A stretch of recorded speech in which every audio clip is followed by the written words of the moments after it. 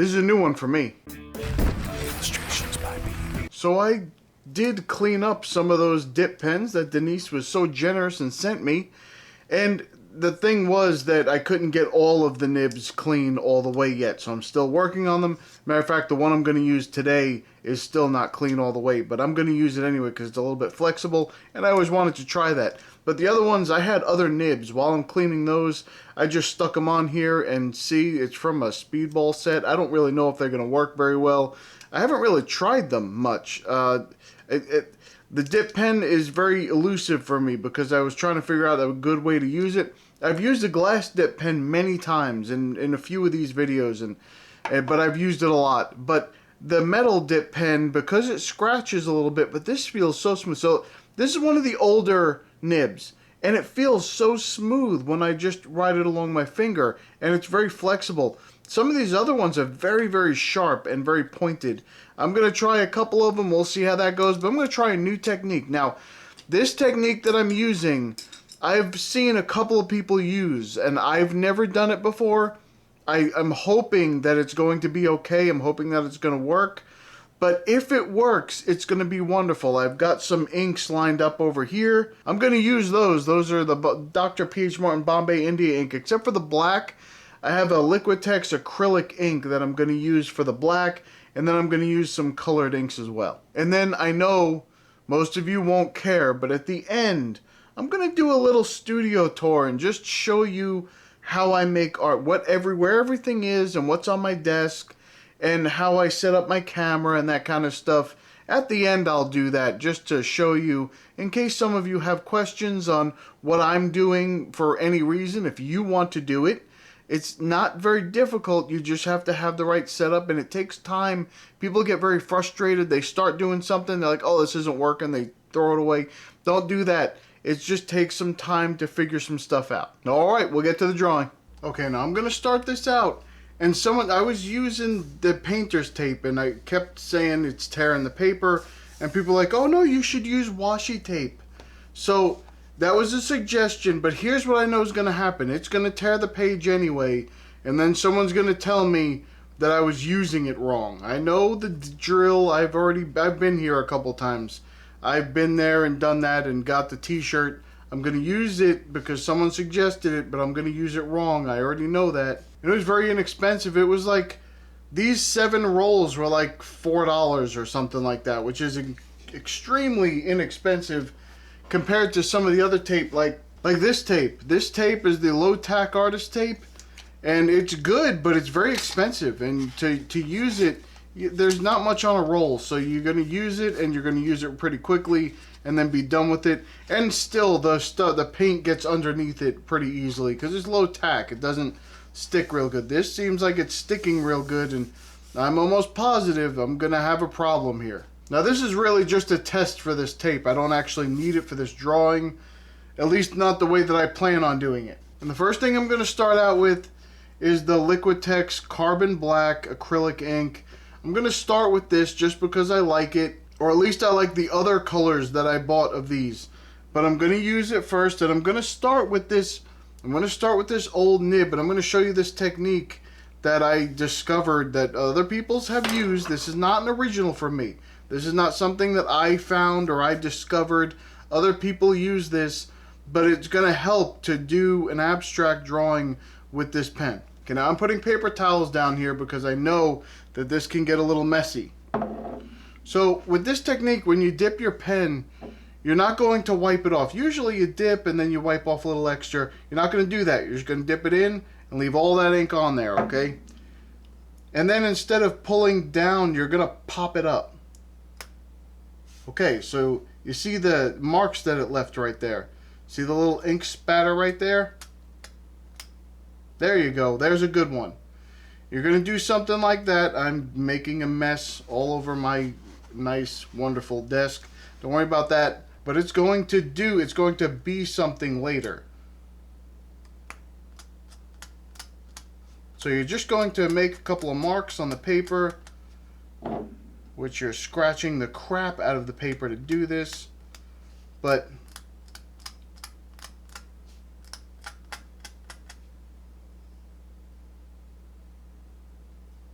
Just keep going. All right, I'm going to do this a lot, and I'll show you how it's going to work into a drawing. So just so you know, I did destroy this paper. I mean, I scratched the living crap out of it, and I've got to try and find a different way to do this because I really like the result of it by itself, but I don't want to destroy the paper. Now, I didn't go all the way through. It didn't poke through to the other side. This is the Hahnemühle 140-pound cotton watercolor sketchbook. It didn't go through. It didn't do any damage to the other side. But I would definitely, if I was selling this on a page, I would definitely not use this technique. And I tried a couple of different pens. I used some thicker lines, some thinner lines. I just tried a couple different nibs and see how it worked. But it scratched no matter what I did. Because you're going against the grain, you're scratching the paper on purpose. What causing it to splatter like that is that it's catching on the page and splattering. So I just want to emphasize, I am very happy with how this turned out in the end, so don't worry about that. But there's going to be damage here. If I was selling this, I definitely would not scratch it this bad. Okay, now that I've done that, I'm going to take the rest of the time and I'm going to turn that into a drawing. So I'm going to kick it into a time lapse. I'm going to just talk to you a little bit, but I'm just going to start drawing with this and see how far I get. Okay, so like I said, I've had trouble with dip pens before, but really, this was one of my favorite drawings I've done in a while that's just a drawing, and I should have left it black and white. I know some people will disagree with that. You'll say, no, I like it better with the color. I did add some colored inks at the very end to change it a little bit, but in my opinion, I liked it better when it was black and white. And maybe I should have added just a single color instead of two colors, but I added two colors or three colors. There's two different reds, even though they look exactly the same on the paper. And then there was a blue. But I'm just saying, I think that I enjoyed it the most when it was black and white. Now, with these kinds of drawings, all you're doing is taking that splatter and you're connecting some dots. That's all you're doing. You're doing like when you're a kid, you connect the dots. Well, these are randomly generated dots that you get to connect. And I do these kind of straggly looking things. So for me, this was normal. This was an easy drawing for me. I really enjoyed it. And for the most part, when I was using that older nib, I really enjoyed the pen drawing part. It didn't scratch the paper as much. And I think the reason why is because it's so old and used that it's just not very sharp anymore. So it doesn't really stab the paper anymore. Other than, of course, if you go in reverse like I told you I did before, and then I tore the crap out of the paper. But really, when I was doing the drawing part, it didn't tear the paper at all, and I really enjoyed that part of it. I think I may do some more of these dip pen drawings because they are kind of fun. They're kind of, for me, they're just something different. I don't do them a lot, so I think I enjoy them. And I got a much finer line than I do with the glass dip pen, which is, I like using the glass dip pen. But I got a much finer line and I was able to put things exactly where I wanted them. And I just had I had fun with this. I hope that when you see this, you say, yeah, okay, I can see how you'd like this drawing. And maybe you'll give it a try. Maybe you'll grab a dip pen and give it a try. But again, thank you so much. Denise was very generous in sending me these, and I'm adding them to my collection, and I will continue to use them. They're good. The thing about a dip pen is you can get it and it'll last you 100 years if you're not really abusive with it, you're not chipping away at it. But if you're just holding it somewhere, it'll last forever. It's wood, and you just put the thing in. Now, even the inside mechanism that holds those nibs, they're good. They were fine. There was nothing wrong with them. You could tell they were stained. They were old. You know, you could see where someone dips a little bit too far and gets a little bit of ink on them or what. But they were fine. They held the nib perfectly. Everything was wonderful. I didn't have any trouble with any of them, and I did really enjoy them. Thank you so much. And I just want to let you know, when I go into a drawing like this, one of the things I like about randomness in the drawing, having just those splashes all over the place, is that I can turn that into whatever I want. I can make it a circle if I want. I can make it a triangle, or I can make it a thin line or a thick line. You'll see I made rounded lines, and I made that in that left side part right towards I guess a little bit to the left of the center there. You saw I started to put in different shapes that had nothing to do with straggly lines, and And then I just started to connect things to the edge, which I always like to do. I always like to connect things to the edge, make it look like it's either coming off the edge or going into the edge, or however you want to word that. But I just really enjoy it. I think that's a part of my creativity process, is seeing things, putting in a couple lines, and trying to figure out what to do with it from there. And this is excellent. This is exactly how I enjoy doing it. This is exactly how I enjoy creating. And I do encourage you to give it a try. Just see if you like it. See if it's gonna do anything for you. Get yourself a little dip pen, which they're not very expensive, so you can go get a dip pen, like a speedball dip pen. The old one that I have, I think it was under $10. It was just maybe $6 with all the nibs and everything. So you get that thing, you just start going a little bit. Now, I did like the older nibs better, like I said, because they're a little smoother. So maybe you just need to run it across some fine grit or something like that, and just knock that edge down a little bit so it goes a little bit smoother. That's what I'm going to do from now on, because I do really enjoy the smoothness. I don't know if that ruins the nib. I'm probably telling you something that's going to destroy your nibs, or you're going to be so pissed off at me. Listen, don't do anything to anything unless you find out that you're supposed to do it, or you don't care if you destroy one of them, and just give it a try and test it out. I did not test it out before I told you, because I'm a terrible YouTube host. So don't worry about that. Just let me do what I'm doing. You do what you're supposed to do. Alright, so I want to share a quick story with you. Oh boy, I tell you what, we went to, and I know you're not supposed to eat, fast food is terrible for you, no one's supposed to eat fast food, but well, guess what, I went to a fast food place. I went to Taco Bell. Now, when I was growing up, Taco Bell was like a staple at my house. We had Taco Bell all the time. It was not a staple, it was a specialty thing, but it was a staple specialty. Is that a thing? Can you have a staple specialty? Anyway, when we wanted to go out to get something to eat, once in a while we got pizza, and once in a while we got Taco Bell, and we would have tacos for dinner. Now, let me explain something here. One just opened up not far from me. I don't know if I told you the first part of this story before. I might have already mentioned this because it annoyed me before. But it just opened up. Everybody there is brand new, but everybody everywhere is brand new. That's just how life is anymore. So what happened was, I went there and I ordered whatever I ordered, and I got cinnamon twists. My wife loves cinnamon twists. I like the cinnamon twists, so I ordered the cinnamon twists. And I pull up to the window and they gave me my order, and they didn't give me my cinnamon twists. And I said, hey, I need my cinnamon twists. And they said, sandwiches? We don't sell sandwiches. And I looked at them kind of dumbfounded, and I don't ever try to be mean to someone at a drive-through. These people, they're just trying to make a couple extra bucks. They're at the drive-through. I get it. And I looked at them and I said, no, my cinnamon twists. And then they gave me one, but they didn't give me the other. So before I pulled away, I knocked on the window again and said, no, I need the second one. I ordered two. You only gave me one here. And then they gave me another one. And then I left. But when she looked at me and said sandwiches, it was questionable whether she could handle turning a doorknob or not. But the thing is, I went back another time, and I try to put that past experience behind me and just move forward. That's what I try and do. Everybody gets second chances, no problem with that. So I go back there, and I go to order, and I ordered 2 meals, and I thought they gave me the bag, and I looked in there, and it looked like there was a couple things in there, and I said, okay, that's great, and I left. Well, it turns out that they gave me one meal and something different. And I had to go back there, and I went back there, and I went inside, and I said, I was just a drive-through, here's what happened. And they looked in the bag, and I said, okay, and they said, well, this is what I was supposed to get, and they took the receipt from me, and oh, you only got one. I said, yeah, okay, so they're going to go in the back and get one. Now, here's the thing, everybody back there, they've been there for a couple of months now. And they're back there all bobbing their heads to some reggae music. And that's fine. I have no problem with reggae music if that's what you're into. I'm not, but that's fine. I don't care about that.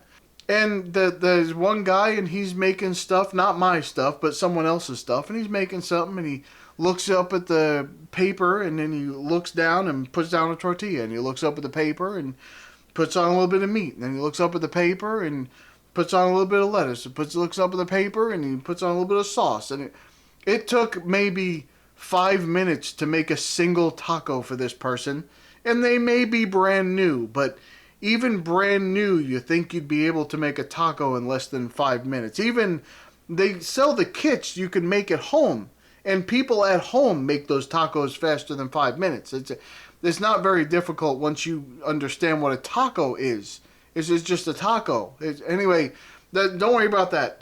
So the person comes over with the rest of my order, and they kind of stand there for a minute, and they're looking around. And I know that that's my order, and I said, is that the second meal that I was missing? And then the person looked straight at me and said, are you missing stuff out of your bag? And I said, yes, that's what I just said. I just told her that. But she, again, said that thing. And I say, well, yeah, that's me. That's what it is. Okay, and handed it to me and didn't know. She could have handed it to anyone. She didn't know. She didn't look at my receipt again. She didn't just handed it to me. There was a ton of people standing around me. And they were standing around me for about 20 minutes while I was waiting for this one meal to be made. And it wasn't a lot. It was just a couple of tacos. It wasn't a big deal. But when I saw the other guy making that taco, I realized what was going on. So I don't know what happened, but I will tell you this. I think it's been open for about 6 months, let's say. And anyone that I know that has gone there, including myself, has never gotten the correct meal from the drive-thru ever. Not one time.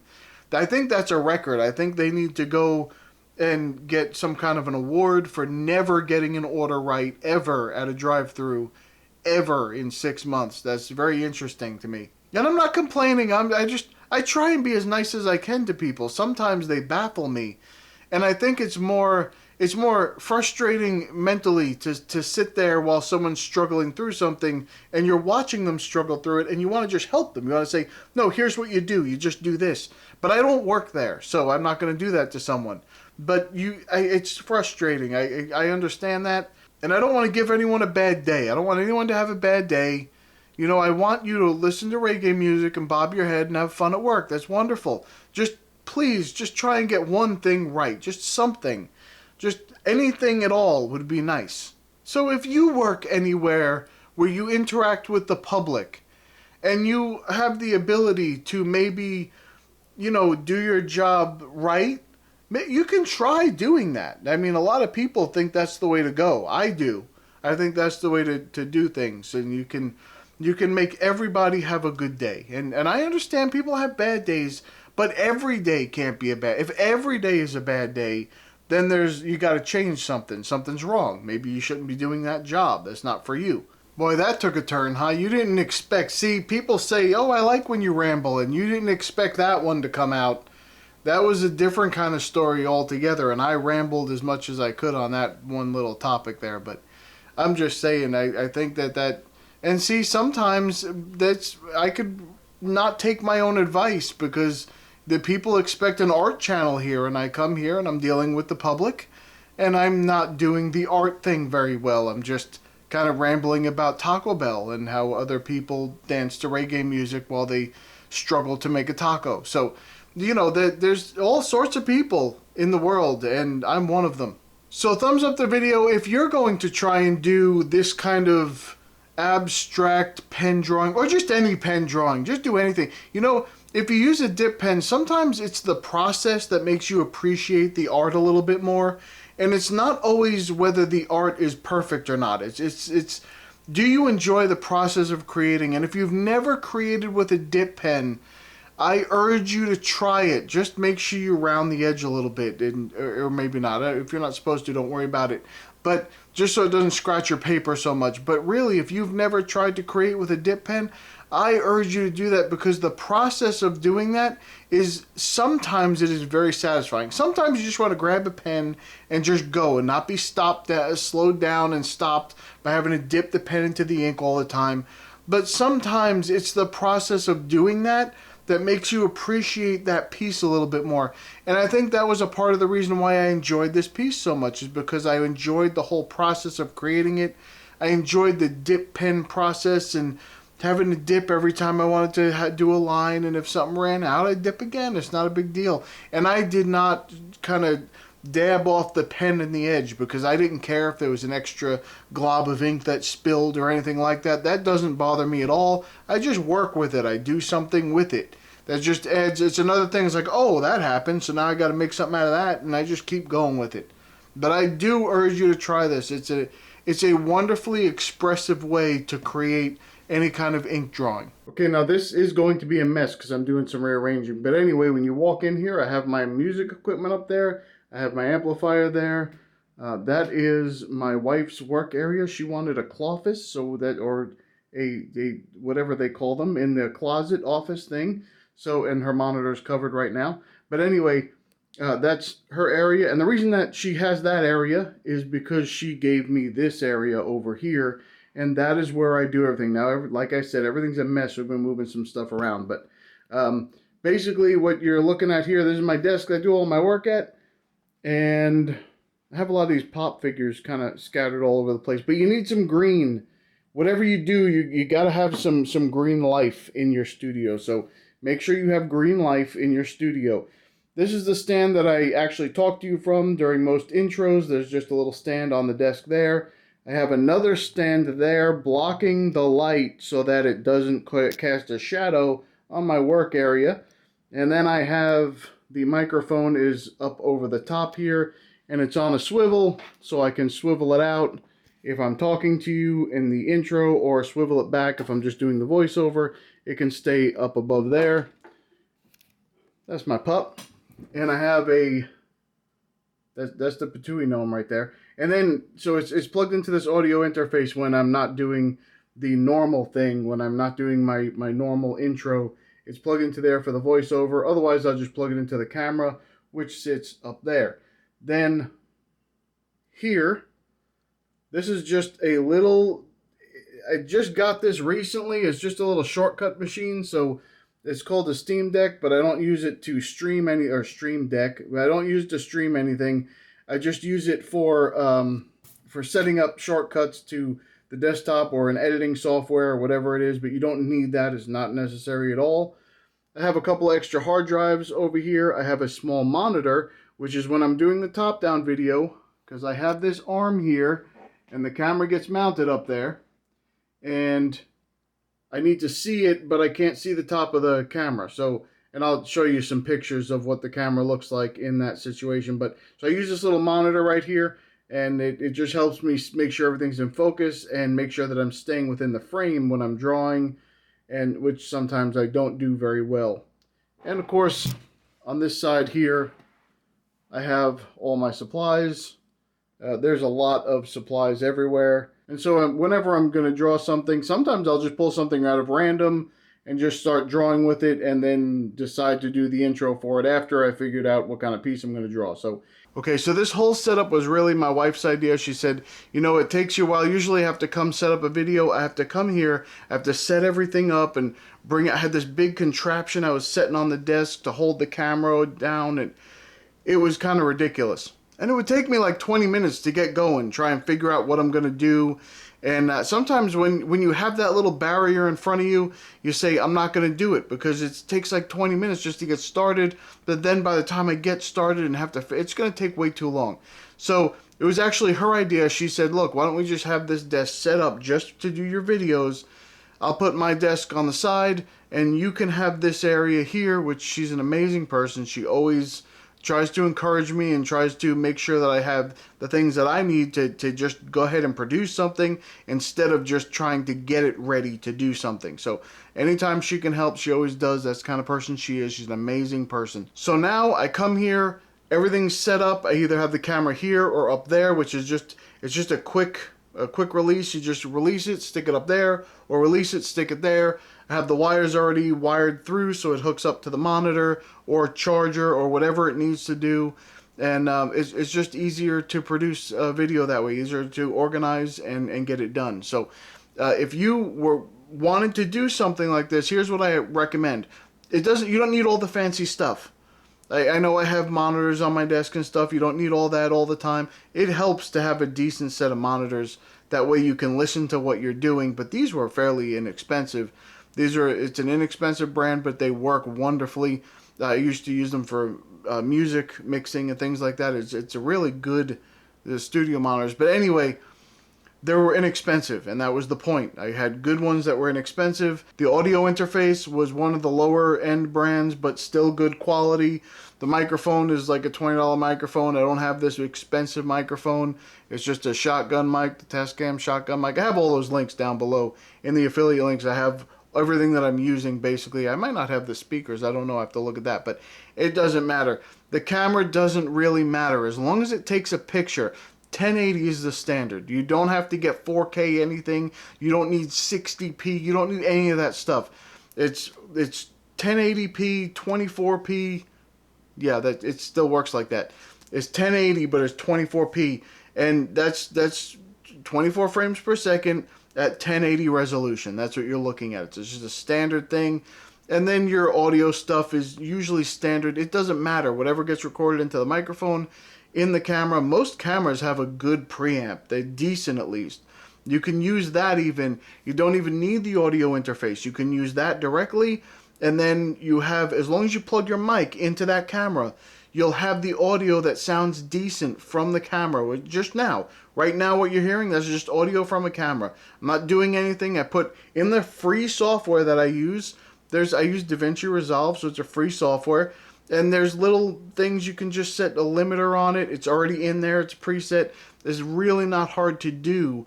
And anyone can do this so long as you have a camera. Any kind of camera. Even if it's your phone. If you have your phone, you just want to get started with your phone, as long as you have these little clamps places where you can just clamp your phone and be ready to go, I highly suggest you do that. Make sure you're ready to go, that you don't have to do much to get to that point. And then everything kind of flows. So that was just a little information in case you cared. If you don't care, don't worry about that. Alright. If you would like to join our community, go to illustrationsbypete.com. You can come in, you can put your own artwork on the site and promote it. You can find some inspiration in the free reference photos. You can just use them however you want in your artwork. You do not need to credit me. Or you can come into the forums and talk to some people and maybe give some advice and maybe find a little bit of information that helps you. So come check us out. Alright, that's about it for me. I'm going to go. I'll see you in the next one. Bye.